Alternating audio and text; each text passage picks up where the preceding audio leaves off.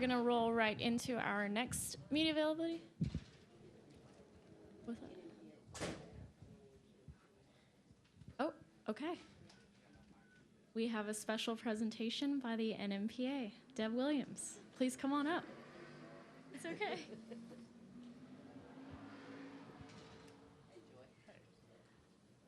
You want me to use the mic or my booming voice? Yeah, you want to use one of those?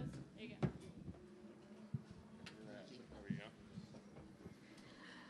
Joy, last year, 2 days before the round of 8 was to be determined, you, your wife, and members of your foundation went to Western North Carolina to determine what you could do to help those who were devastated by Helene. After that, you, through your foundation, committed $250,000 to help those in Western North Carolina and East Tennessee. For your unselfish act, the National Motorsports Press Association voted you the recipient of the fourth quarter NMPA Pocono Spirit Award. Oh, awesome. Congratulations. Thanks so much. Thank you. That's awesome. Look at that. Let's take a picture.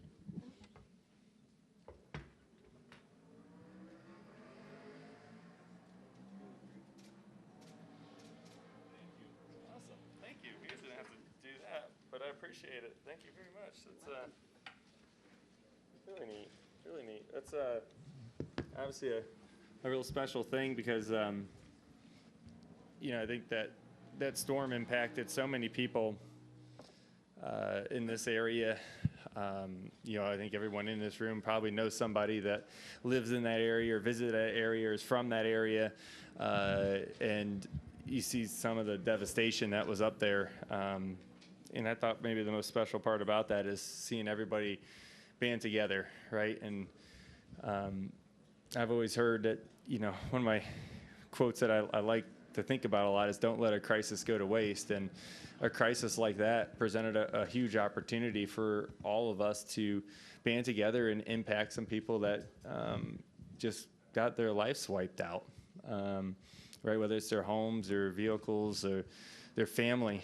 It's some pretty heavy stuff up there, and I'm sure a lot of you guys have seen it. So, you know, the great news is there's a lot of comeback up there, and obviously they've been dealing with fires now as well. But it's definitely been a tough road for everyone. But you know, I can't take full credit for something like this. You know, I got a great group at the foundation that you know, when I put a project together and say, hey, I want to go after this. Let's go make a big impact. Let's help some people. We have the ability to do it. Let's do it now while we can. And you know, so finding the right ways to do it, we did a good job at that, and met a lot of great people, a lot of great relationships that will help us throughout the years moving forward in that area. And you know, for us, you know, the Joey Logano Foundation is all about foster care, and there's a lot of families that, you know, you think about foster families, man, they have committed so much, such a selfless act to take on a kid that's been, you know, put through the ringer, to say the least, and then their life gets wiped out by a storm of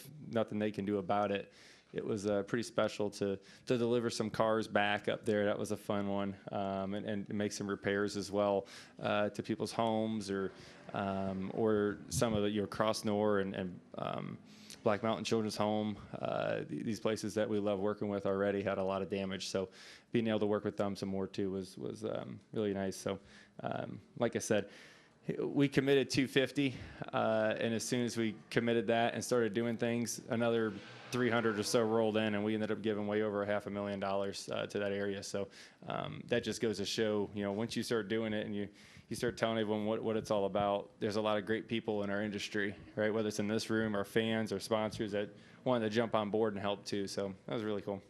Joey, thank you for your contributions. I know they made a really big difference to those families. And Deb, thank you for the presentation. We'll go ahead and roll into the regular media portion. So if you have a question for Joey, please raise your hand. We'll get started. We're going to start with Zach. Zach Sturniolo, NASCAR.com. Joey, this place particularly has a certain aura or allure to it. As someone who's been fortunate enough to win here and to have raced here for so many years now, how special is this place? What is it about this place that, as a driver, makes you challenges you and makes you really want to win here? I feel like everyone should know that answer when they walk into this place. Right? I feel like it's all written right on its face, right? Like when you walk in, and like I like to cross over the track instead of going through the tunnel because you get to see the full experience, and it's the wow factor, right? It's the badass factor of what this place is. I think that's what stands out, right? Whether it's the fans all the way around here. I mean, the last great Coliseum, right? I mean, it's what it is, and then obviously the racing it puts on great racing. Last night the truck race was a pretty good race to watch. Lots of interesting things happening, whether it's strategy or moving around the racetrack, and I just think it's always put on a pretty cool race. Okay, we're gonna go Kelly next, and then to Davey. Kelly Crandall, Racer.com. Joey, first off, how were you feeling after Darlington? I know you had to go to the care center and get some fluids. Did you just overheat? No, I had the stomach virus, that neurovirus, and I thought I was good. And then right before the race, I realized I was not good, and was able to get through the race, but was pretty dehydrated afterwards because for one, I was throwing up and all throughout the week, and then just couldn't keep any fluids in even during the race. So it was not a fun experience, but I saw the end of it. It was a long race. As it pertains to this weekend, NASCAR has not reapplied the PJ1 that was put down earlier this week. It obviously rained yesterday, and it's cold today. It'll be a little bit cool, I think, tomorrow. So what should we expect with how that PJ1 is going to react, and then, of course, with how cold it is just this weekend? Yeah, I mean, it's always interesting to watch these races as the weekend goes here because you don't know exactly how it reacts. There's so many variables to the PJ1, how it's applied, what the temperature is going to be like, how the rubber is going to lay down, right? And we're 1 year anniversary from that crazy moment last year when everyone's tires were, wearing out in 30 laps. We don't know that's not going to happen today, right? There's no certainty of that, right? As the temperatures are pretty cool. So I think we're all curious to see what that's going to be like, and we'll watch the races. And, last night the top started to come in late in the run. You've seen a few trucks be able to go up there and make something happen. Not many, but as the Xfinity race runs today, and may rubber up a lot down there. Maybe it'll lose a little bit of its grip. I know tomorrow seems like it's a question at the moment whether they're going to reapply or not. So we'll see tonight. Go to Davey and then to Shane. Davey Siegel with Sirius XM NASCAR Radio. Kind of off of that question, Joey, you've raced on PJ1, resin, VHT, whatever substance we want to call it. You've raced on it all. So has Paul. How do you guys prepare for a racetrack and a race when you know that a traction compound is going to be applied? Like, how do you guys go about preparations for that? It's harder because it's a moving target. It's the question is like, okay, is the track going to apply more? Okay, that's the first thing you want to ask. Okay, then what's that going to do? How long will it matter? Right? Like if they reapply, the bottom's going to be super dominant to start the race. But at some point, it's going to rubber up, get chunky. What's that going to do to your car? Are you still going to be able to make it work down there? What do you need to your car to be able to make that happen? And then if you can't, then what's the top look like? And you're going to need something different for the top to work versus the bottom to work. And, there's been times in the years, and it hasn't been recently, but it used to really over rubber the top as well, and it would get clumped up there. And then, so there would be 3 or 4 different stages of Bristol. And it was tough, and it still is today of understanding what do you need at what point of the race. And it's very different if you run a 100-lap green flag run and then you stack it up with 3 15-lap runs. The track changes drastically. It completely changes, and then you need something else in your car, and you don't have enough pit stops to adjust it every time or know exactly where the track's going to go. So you kind of go off of history a little bit and, where you think things may go. You took a trip to D.C. this weekend, or this week, I should say. I know you did that once before, but you had a quote about how you were just taking pictures, soaking it all in. Your car was at the White House. What was different about this trip? What made it so impactful for you this time? Both times was really special, right? It's an honor to be invited to the nation's capital, right? I mean, it's just it's a surreal experience. To see your race car sitting up in front of the White House, it's like that's really, really special. last time we went was back in 18, and we didn't have the opportunity to go in 22, and now we had the opportunity to go back. And so it was definitely really special to do that, and have a little bit of an idea of what to expect this time. Although it still didn't go the way I expected, but it was still it was pretty special. You walk into the Oval Office and you just think, gosh, like all the things that have happened in that room, right? The meetings, the stories that we don't know, right? We'll never know, but it all happened in that room. It's a pretty big thing to, take a moment to let it soak in. So it's special that we, had the opportunity. Our sport gives us the opportunity to experience something that not many people will ever get to do. So I cherish that memory. Shane Connick, Charlotte Observer. Going back to Zach's question about the last great Coliseum, as a driver, when you got the crowd the way it is up close on a short track like that, how much different does it make this track than any other? Well, you hear them better. You definitely hear the cheers and the boos. They're much more in your face. I like that. Right? It's cool. It kind of brings a little bit more of the stadium environment that other sports get to enjoy a little bit more, right? It's hard to get that feeling when you're on a 1.5 mile racetrack, right? You may have more people there than other sporting events, but they're spread out, right? And here they're right there, and you're gonna hear it all after the race, and just kind of like it happens at Martinsville as well. But this place is even larger, so it becomes a pretty fun experience most of the time. And obviously, this place can be hosting a Major League Baseball game. Just how cool is that for the sport? Well, I think, more for the facility than anything, right? I mean, you have this incredible facility, a ridiculous amount of seats. I think everybody wants to compete in the last great Coliseum, right? Like everybody wants to do it, and it presents an opportunity for something like that. And I couldn't understand how big of a task it is to create a baseball field in the middle of a racetrack. But if anyone's going to do it, Bristol will do it, because they've put dirt on a 1/2 mile, and I thought that was impossible too. So it's nothing will surprise me at this point. Appreciate it, Joey. Yep. Okay, we'll come here in the middle. I know Talladega is 2 weeks away, but can you talk about racing on the super speedway? Yeah, Talladega is kind of a beast of its own. It's really about the draft. The track is pretty wide, so it's quite a bit different than Daytona. And handling isn't as big of a factor, at least through the corners. So what ends up happening is the pushes and shoves, the draft itself becomes more aggressive. So definitely a unique one. But yeah, Talladega, people show up there too, right? That's everyone knows it as the party track. But I will never see that. I just race there. Okay, we're going to go to Lee next, and then Deb.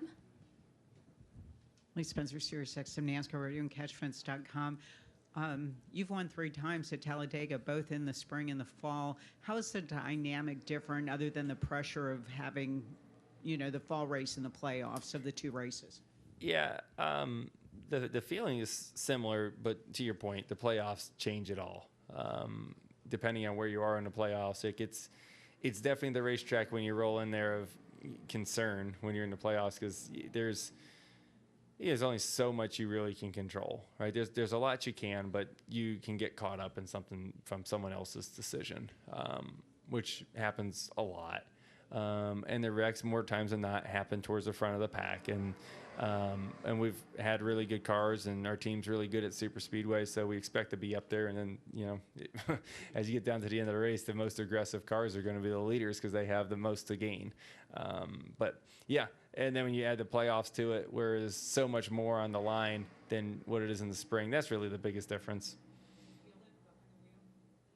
I mean, once you're in the car and the task is going, you're focused in so much that you don't really think a whole bunch about it. I mean, you think about the points, don't get me wrong, about each spot, what it's worth, but you strap in and you go race.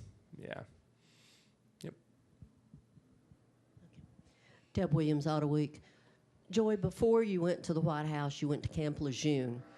What did you take away or impressed you the most about your visit to Camp Lejeune? I'm always impressed with the commitment level of the military.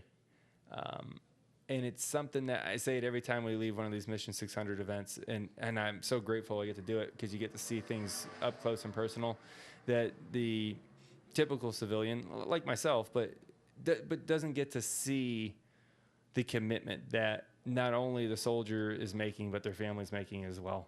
Right? Even the training that they go through is brutal. Like the training that they were going through there when I was there, I was like, oh my gosh, like they just got there that morning. They hiked 10 miles. They're sleeping out in the woods for a few nights as a training piece.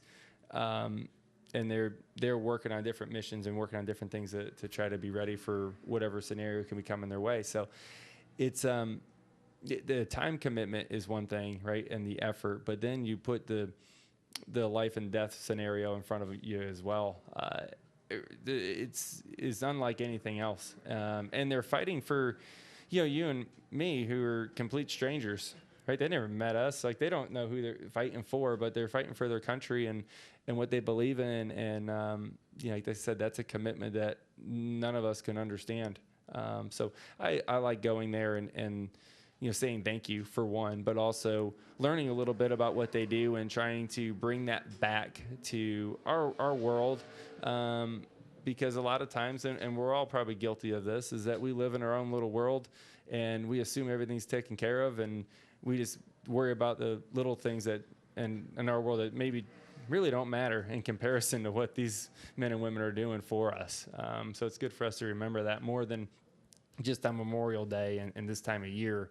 We need to be thinking about that every day because we do live in a great country and we shouldn't be, the people that complain about everything. There'll always be something, but we need to be more appreciative of the people that allow us to live free and safe.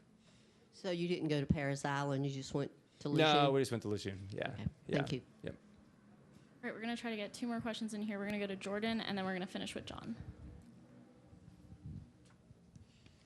Jordan Bianchi, The Athletic. You look at the stats year to year, they're all over the board. Your average running position is strong, laps led strong. One top 10, though. How do you assess where you're at and kind of where you guys need to go? Thank God for stage points at this point for us, which, at times, last year I could almost say the opposite, right, where we didn't run very good and then we were able to, fabricate a finish somehow. This year's just kind of been the opposite. And you name it, it has happened, right? And we've had good speed, though. Our cars have been pretty solid. To your point, our average running position is good. We lead some laps. We've scored a lot of stage points. And then something has happened. So it's a long year, right? We've only just begun. You're just in the very beginning of this thing. And the fact that we have speed gives me a lot of confidence that a win will be around the corner at some point. And, do we have some areas we need to clean up? Yes, right? I'm not going to pin all this on luck or just misfortune of some sort. I don't believe in that stuff. So there's areas that, as a team we can clean up, and we'll continue to work on that. Yep. We'll take our final question from John. John Newby, Savage Ventures. So tomorrow, Jesse Lovell, his first Cup start will be a 500-lap race here. I was curious, I know it's been a hot minute since 2009, but do you remember the sensation of making your first Cup start here and completing nearly all of the 503 laps? Yeah. Yeah, I remember.